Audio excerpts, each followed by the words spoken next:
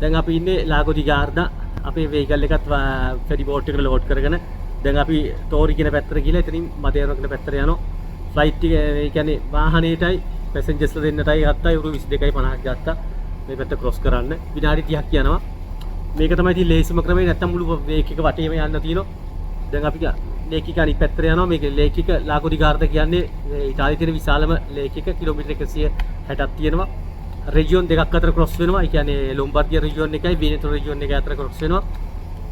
දැන් අපි ඉන්නේ වෙනතෝ කියන පැත්තට ආйти වෙන්නේ. දැන් අපි ආයිමත් මේ ලොම්බාර්දියා region පැත්තට යන්නේ. ඉතින් මෙහි ඇත්තටම මේ ෆෙරි බෝට් එහෙම ගන්න ගියාම ගොඩක් එක්ස්පෙන්සිව්. පංගුවක් ඒ වගේ බයිසිකල් පව අරන් යන්න පුළුවන්. පංගුවක ඒ බයිසිකල් අරන් යන්න බෑ. වාහන අරන් යන්න පුළුවන්. ඉතින් මේ වගේ බෝට් බලා ගන්න පුළුවන් මේ තව එකක් යනවා මෙතන.